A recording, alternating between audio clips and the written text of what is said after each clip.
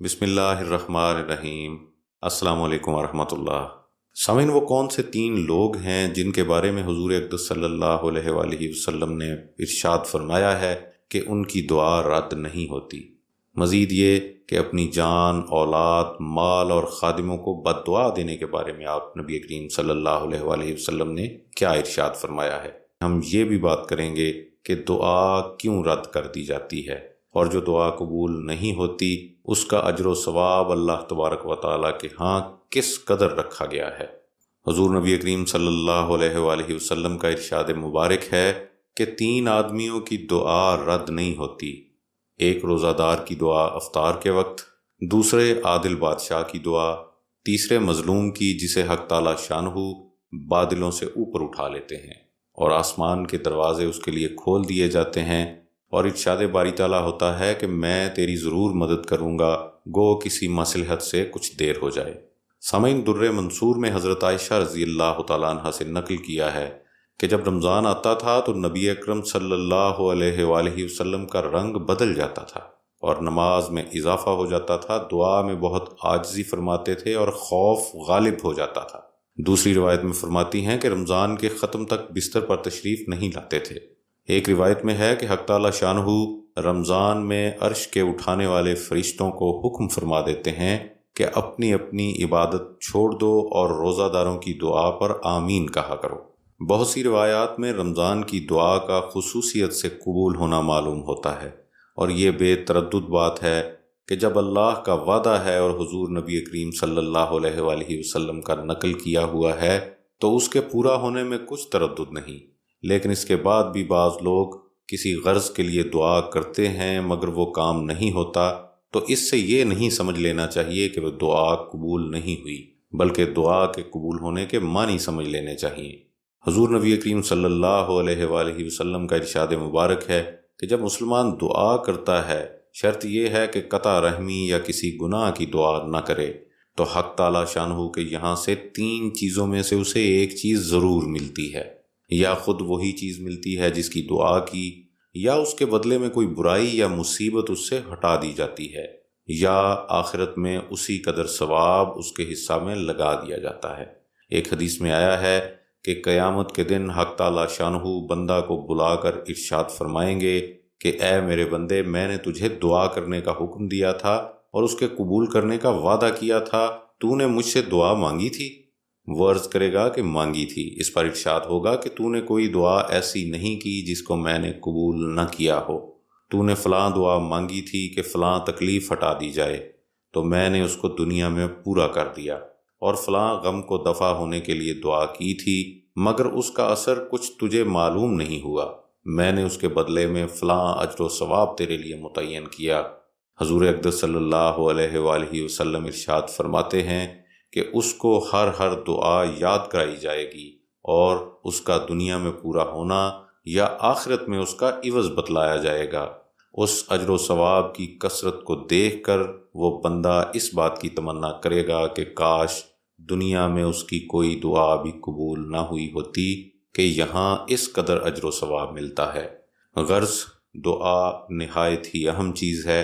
اس کی طرف سے غفلت بڑے سخت نقصان اور خسارے والی بات ہے، اور ظاہر ہے کہ اگر قبول کے آثار نہ دیکھیں تو بد دل نہیں ہونا چاہیے۔ دعا کی قبولیت کے سلسلہ میں حق تعالیٰ شانہ بندہ ہی کے مسالے پر نظر فرماتے ہیں۔ اگر اس کے لیے اس چیز کا عطا فرمانا مصلحت ہوتا ہے تو مرحمت فرماتے ہیں، ورنہ نہیں۔ یہ بھی اللہ تبارک و تعالیٰ کا بڑا احسان ہے کہ ہم لوگ بسا اوقات اپنی نافہمی سے ایسی چیز مانگتے ہیں جو ہمارے لیے مناسب نہیں ہوتی۔ اس کے ساتھ دوسری ضروری اور اہم بات قابل لحاظ یہ ہے کہ بہت سے مرد اور عورتیں تو خاص طور سے اس مرض میں مبتلا ہیں کہ بسا اوقات غصے اور رنج میں اولاد کو بد دعا دیتے ہیں۔ یاد رکھیں کہ اللہ جل شانہ کے عالی دربار میں بعض اوقات ایسے خاص قبولیت کے وقت ہوتے ہیں کہ جو مانگو مل جاتا ہے، اور یہ احمق غصہ میں اول تو اولاد کو کوستی ہیں، اور جب وہ مر جاتی ہے یا کسی مصیبت میں مبتلا ہو جاتی ہے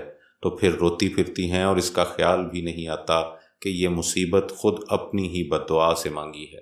حضور نبی کریم صلی اللہ علیہ وآلہ وسلم کا ارشاد مبارک ہے کہ اپنی جانوں اور اولاد کو نیز مال اور خادموں کو بد دعا نہ دیا کرو،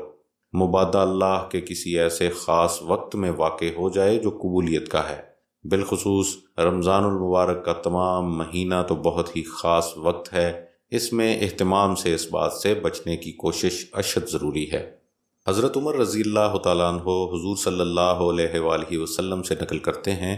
کہ رمضان المبارک میں اللہ کو یاد کرنے والا شخص بخشایا ہے اور اللہ سے مانگنے والا نامراد نہیں رہتا۔ حضرت ابن مسعود رضی اللہ تعالیٰ عنہ کی ایک روایت سے ترغیب میں نقل کیا ہے کہ رمضان کی ہر رات میں ایک منادی پکارتا ہے کہ اے خیر کی تلاش کرنے والے متوجہ ہو اور آگے بڑھ، اور اے برائی کے طلبگار بس کر اور آنکھیں کھول۔